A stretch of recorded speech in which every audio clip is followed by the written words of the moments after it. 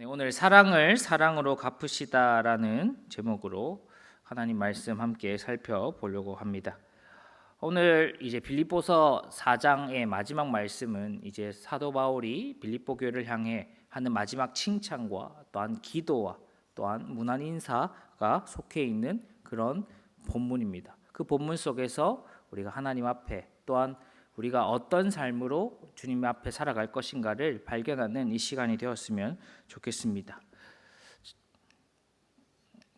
네.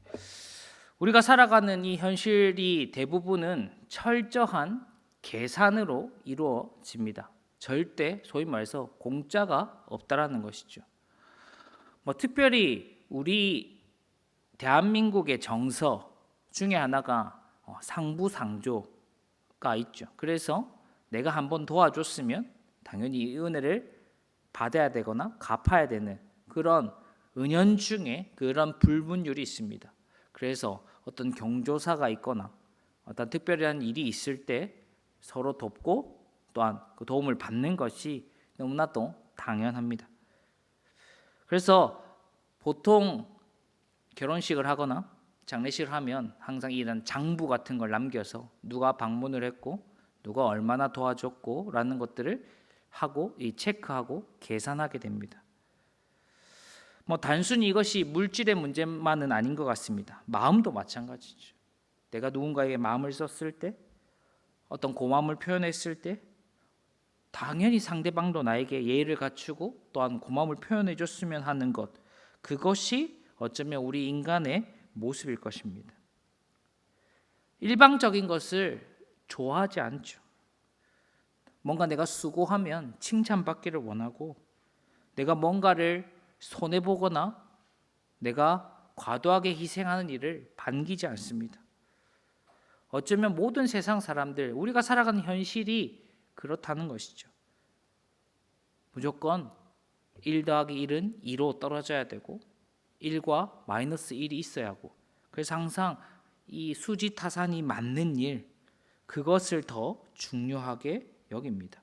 그러니 점점 더 나의 것을 지키려 하고 내 것을 더 중요하게 여길 수밖에 없는 것이죠.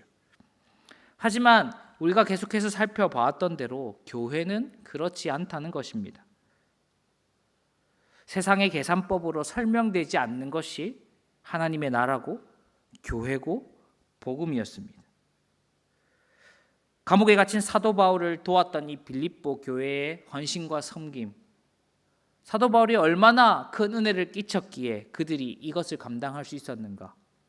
그러나 사도 바울은 오늘 말씀에도 자신을 도왔던 그 위기 속에서 나를 도왔던 것은 빌립보 교회밖에 없었다라고 고백할 정도로 그것은 당연한 일이 아니었다라는 것이죠.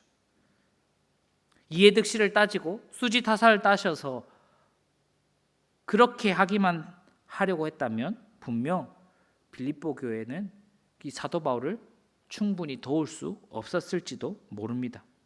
그러나 우리가 예수님 안에서 그리스도 안에서 그 십자가 안에서 은혜를 받았기 때문에 그 복음 안에서 사랑 안에서 함께 교제하는 관계, 교회된 관계이기 때문에 서로 사랑하고 서로 돕고 나의 이익이 없을지라도 기꺼이 내 것을 내어줄 수 있는 그런 삶을, 그런 교회가 될 수 있었던 것입니다.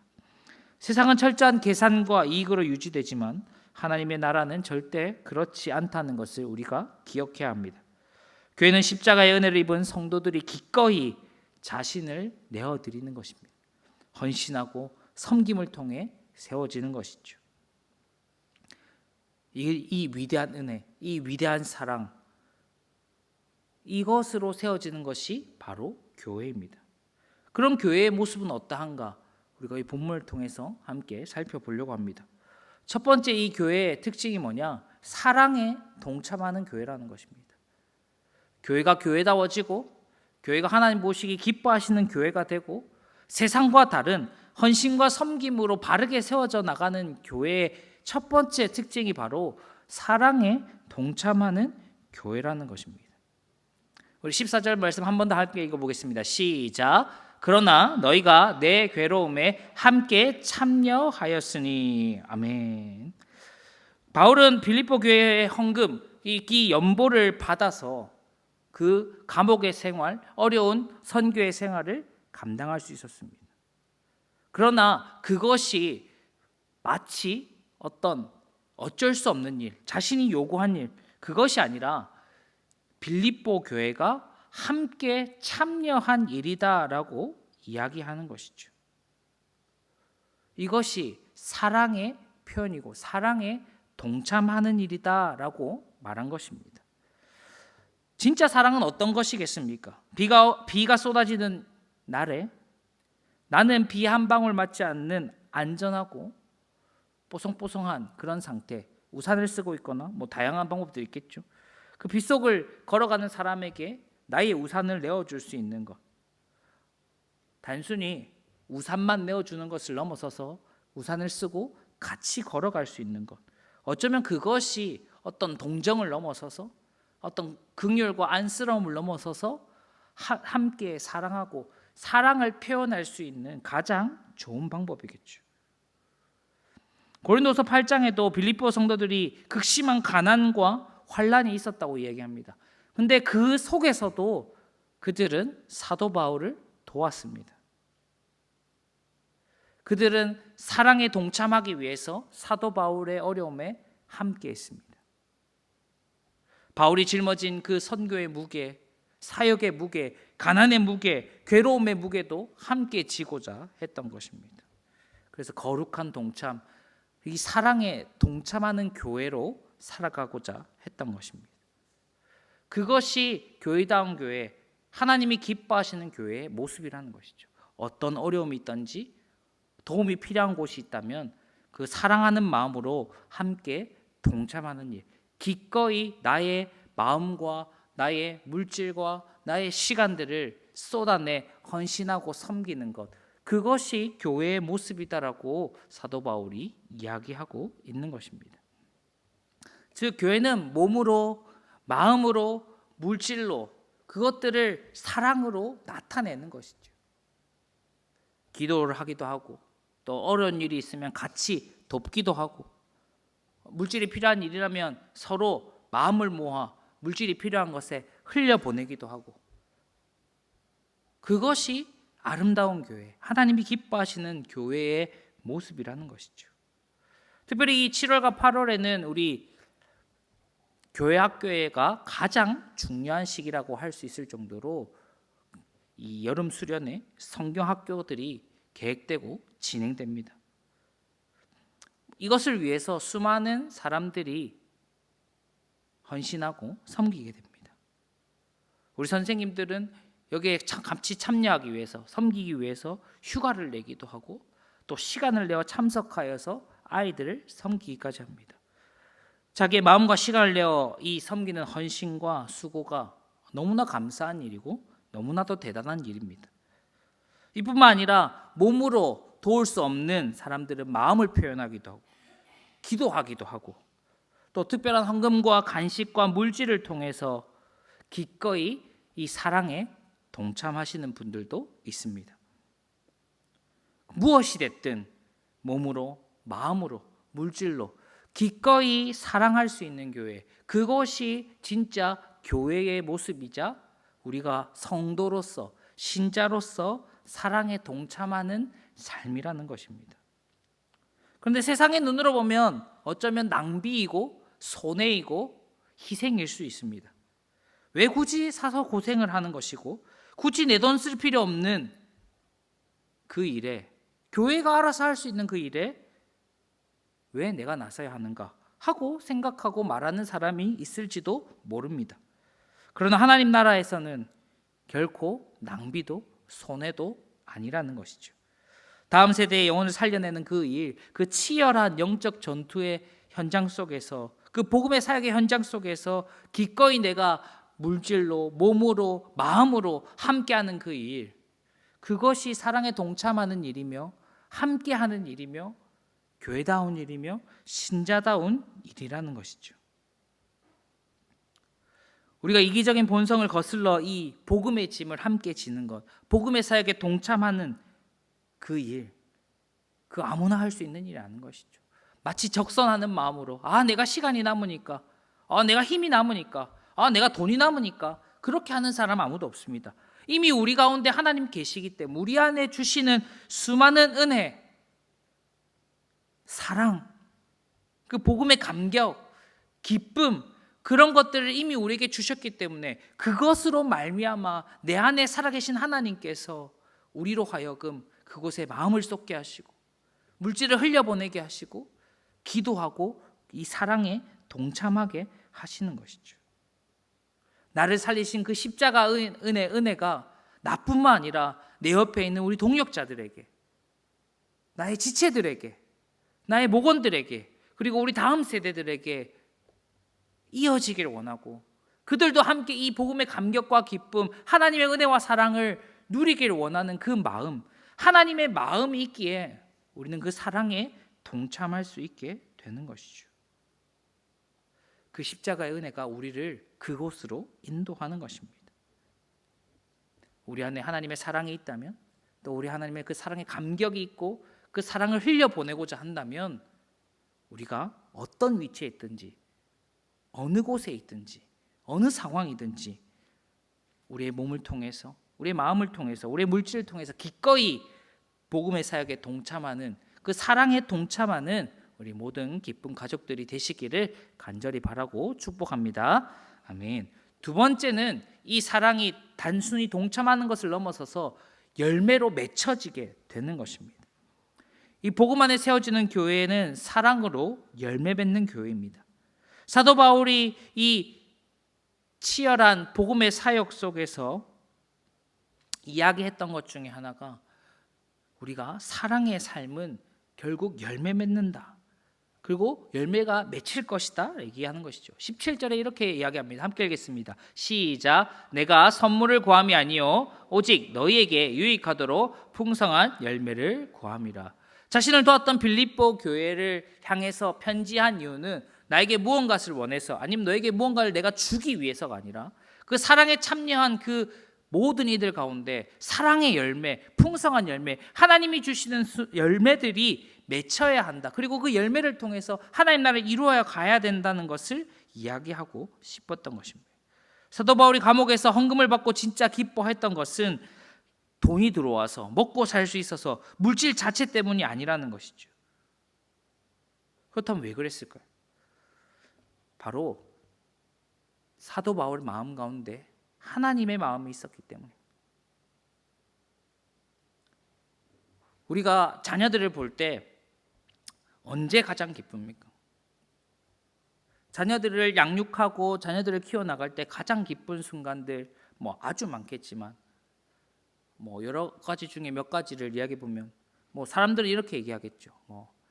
학교에서 공부 잘했을 때, 상장 받았을 때, 칭찬 받았을 때 등등 있겠지만 언제 가장 감격스러울까 생각해 보니까 그 자녀가 나를 생각하고 있을 때였던 것 같습니다.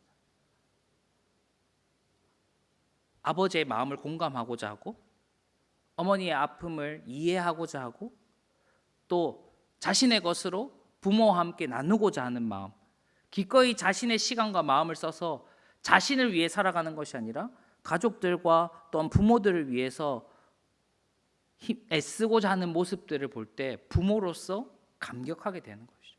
감동하게 되고 기쁘게 되는 것이죠. 어쩌면 사도 바울에게도 그런 아버지의 마음, 또 하나님이 주시는 그 마음들이 있었던 것 같습니다. 자신의 것을 쪼개어서 마치 빌립보 교회가 마치 자녀들과 같았을 텐데 그들이 자신의 것들을 쪼개어서 바울을 돕고 하나님 나라를 위해 헌신하고 기꺼이 기쁨으로 섬기고 수고하는 그 일들, 그 모습을 보면서 사랑이 열매 맺는구나 라고 이야기했을 것입니다.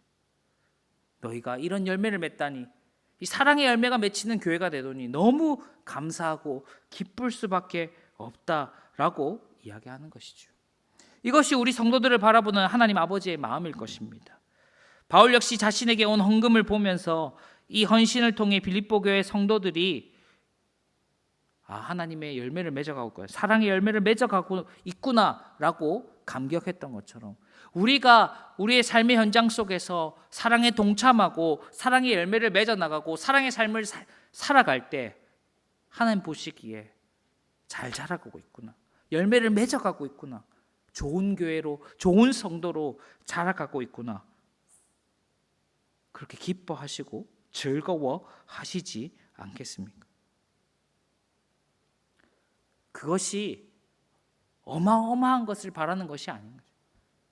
몇 억씩 헌금을 하고 막 24시간 내내 기도를 하고 뭐 쉬는 시간만 되면 교회 와서 내 몸을 불사듯이 섬기고, 그것을 이야기하는 것이 아니라 하나님의 마음을 알고 하나님 나라를 위해 일하고자 하는 그 작은 마음, 작은 헌신, 작은 수고조차도 하나님 기뻐하시고 그것을 열매 맺어 나가는 그 모습을 바라시는 것이죠.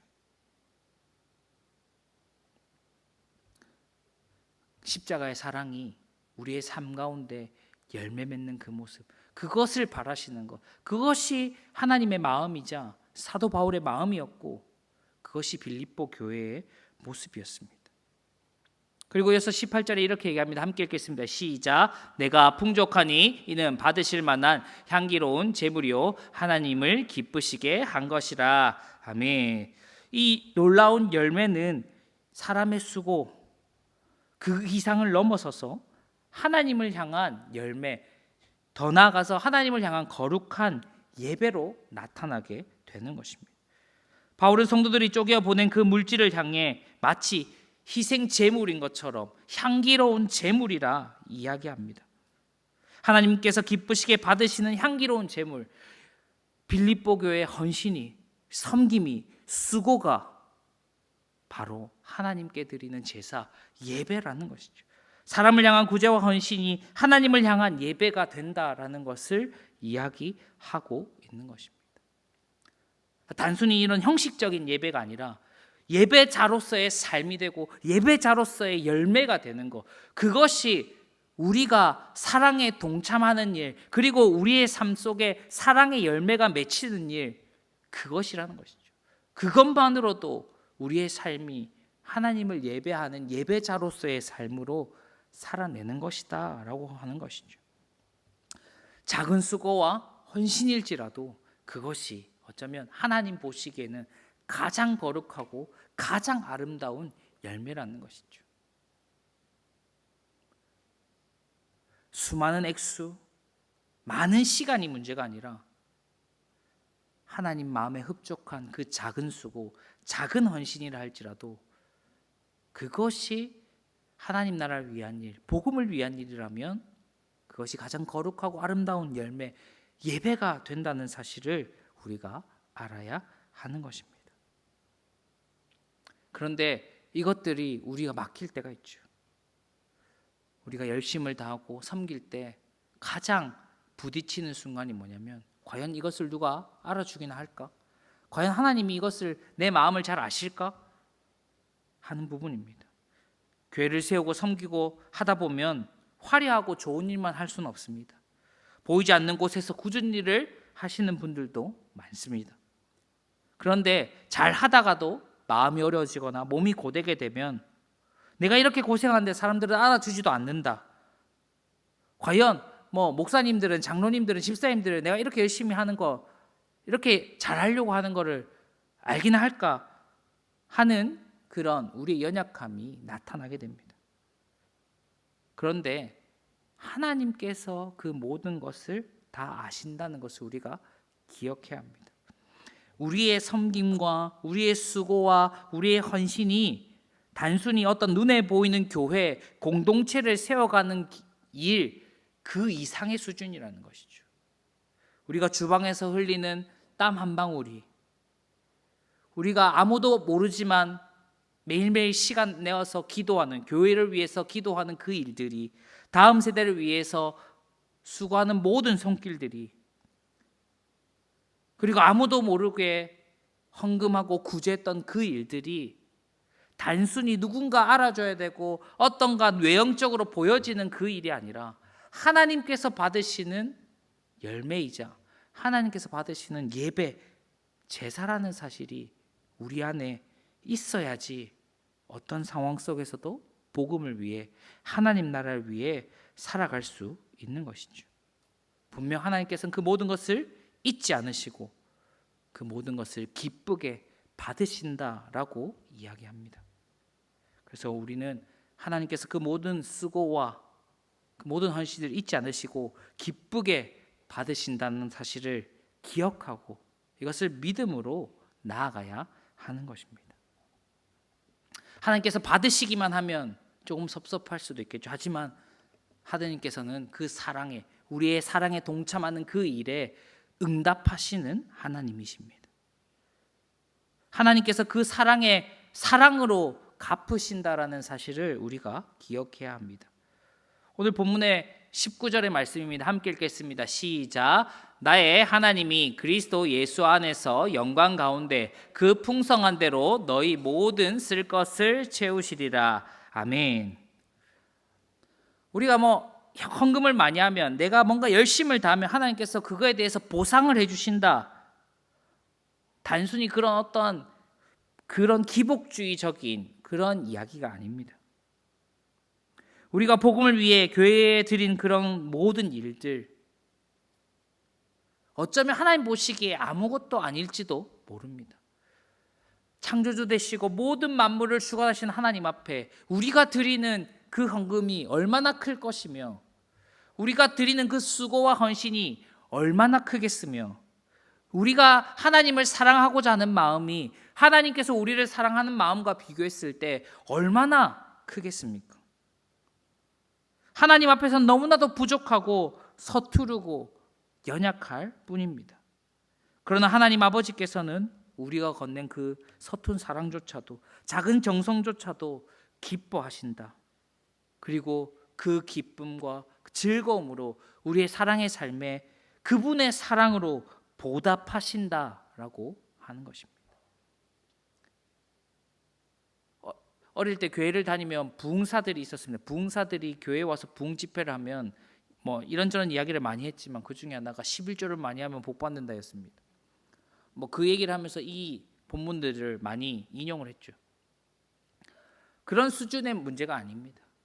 우리가 사랑으로 섬기고 헌신하고 수고하는 그 모든 일들을 우리는 마치 내가 이만큼 했으니까 교회도, 나의 동력자들도, 어떤 세상도, 사람들도, 환경들도 나에게 내가 만족할 만큼 보상을 해줬으면 좋겠어 하는 것이 우리 인간의 마음이라면, 하나님께서는 우리가 표현하는 그 작은 사랑일지라도 마치 예수 그리스도께서 우리 자신의 모든 것을 내어주신 그 사랑처럼 지금도 여전히 하나님께서 우리 한 사람 한 사람을 향해 모든 것을 내어주실 그 사랑을 예비하고 계시고 그 사랑을 지금도 부어주고 계신다는 것이죠. 우리는 뭔가 내 물질을 내고 나의 몸을 헌신하고 나의 시간을 내어드리는 그 일이 손해보는 일 같고 힘든 일 같고 어려운 일 같지만, 정작 그것은 아무것도 아님에도 불구하고 하나님께서는 지금도 그 이상으로 그 모든 것을 뛰어넘어서 우리를 사랑하고 계시고 그 사랑으로 우리의 삶을 인도하고 계신다는 사실을 우리가 알아야 하는 것이죠. 어쩌면 그것이 손해가 아니라 상상할 수 없을 정도의 은혜라는 사실을 우리가 잊고 살아간다면 어쩌면 우리는 사랑에 동참할 수도, 사랑의 열매를 맺을 수도, 사랑으로 보답받을 수도 없을 것입니다. 이 위대하고 영광스러운 그 채우심, 그 약속이 있기 때문에 빌립보 교회는 오늘 먹을 양식조차 부족한 가난 속에서도 사도 바울을 도왔습니다. 반면에 우리는 그렇지 않지 않습니까? 충분히 시간이 있고 충분히 체력이 있고 충분히 물질이 있음에도 불구하고 여전히 사랑하는데 서투르고 사랑의 삶에 동참하는데 서투른 모습, 그것이 우리의 연약함입니다. 하지만 하나님께서는 분명 그 사랑하는 일에 동참하는 자들에게 더 큰 사랑으로, 우리가 상상할 수 없는 하나님의 사랑으로 응답하시고 갚으신다는 사실을 꼭 기억하셨으면 좋겠습니다. 결국 우리의 인생은 자기 손해라는 두려움과의 전쟁입니다. 내 것을 잃는 것에 대해서 두려워하는 마음과 매일 싸워 나가는 것, 그것이 어쩌면 신앙일지도 모르겠습니다. 신앙이 없다면 그저 손해보지 않는 방법만 선택하면 됩니다.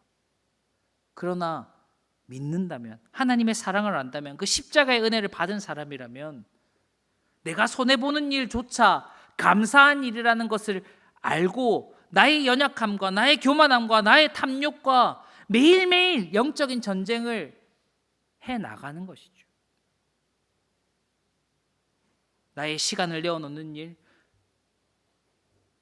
나의 물질을 내어놓는 일, 그것들 다 나와의 싸움인 것이죠. 분명 해야 하는 일, 분명 마땅히 감당해야 할 일인데도 불구하고 내 시간을 쓰는 일, 내 물질을 쓰는 일이 너무나도 어렵다는 것입니다. 그냥 애초에 손해본다고 생각하는 것이죠. 결국 내 코가 석자고 당장 내 삶, 내 하루하루 살아가는 것이 팍팍한데 그거 더 여유로운 사람이 하겠지, 더 시간 많은 사람이 하겠지, 더 물질에 여유가 있는 사람들이 하겠지. 하지만 그렇지 않다는 것입니다. 사도 바울의 이야기처럼 성도가 복음을 위해 기꺼이 사랑에 동참하는 그 일, 그것은 절대 무의미하거나 일방적인 희생이거나 손해가 아니라는 사실입니다. 그것은 하나님께서 가장 기뻐하시는 예배이자 제물이자 우리의 영혼을 성숙하게 자라게 하는 사랑의 열매라는 사실입니다. 이 십자가의 은혜를 진짜로 아는 사람만이 내 손에 지어진 것을 잃어버릴까 노심초사하는 삶이 아니라 내 손에 지어진 고초차도 하나님 앞에 내어놓을 수 있는 그런 삶을 살 수 있는 것이죠. 사랑하는 기쁜 가족 여러분, 결국 나를 위해 살면, 내 손으로 움켜쥐면 결국 이것 내가 책임져야 됩니다. 하지만 복음을 위해 살면 하나님께서 우리의 인생을 책임지십니다. 내가 아등바등 내 인생의 주인이 되어서 내 인생을 경영하고 내 삶을 만들어 가고자 하면 결국 나의 얄팍한 능력, 지혜에 의지할 수밖에 없고 그것들만큼밖에 책임질 수 없습니다. 우리 능력에 한계가 있기 때문에 매일매일 불안함과 전쟁 속에 살 수밖에 없습니다. 그러나 내가 기꺼이 나의 것을 내려놓고 복음의 짐을 함께 질 때, 사랑에 동참할 때 하나님 아버지께서 가장 큰 영광으로 그 풍성한 대로 우리 인생의 모든 쓸 것을 완벽하게 채우실 것입니다. 그 무한하신 사랑으로 우리와 함께 하실 것입니다. 그 신뢰가 있는 자만이, 그 믿음이 있는 자만이 이 세상 가운데 두려움이 아니라 사랑의 삶, 믿음의 삶을 살 수 있는 것입니다. 계산의 삶이 아니라 은혜의 삶을 살 수 있습니다. 손해의 삶이 아니라 사랑의 삶을 살 수 있습니다. 내가 끝까지 움켜쥐면 결국 내가 움켜쥔 만큼밖에 살아갈 수 없습니다. 그러나 복음을 위해 기꺼이 내려놓는다면, 하나님께 모든 것을 맡긴다면, 하나님께 모든 것을 내어놓는다면 하나님의 크신 사랑이 우리의 인생을 책임지실 것입니다. 이를 신뢰하며 기꺼이 복을 위해 사랑의 삶을 살아가는 우리 모두가 되었으면 좋겠습니다. 오늘 본문의 마지막 말씀은 이렇게 이야기합니다. 함께 읽겠습니다. 시작. 주 예수 그리스도의 은혜가 너희 심령에 있을지어다. 사도 바울은 이 편지를 마무리하면서, 그리고 저는 오늘 이 설교를 마무리하면서 이렇게 나누고 싶습니다. 결국 우리 안에 그리스도의 은혜가 가득해야 합니다.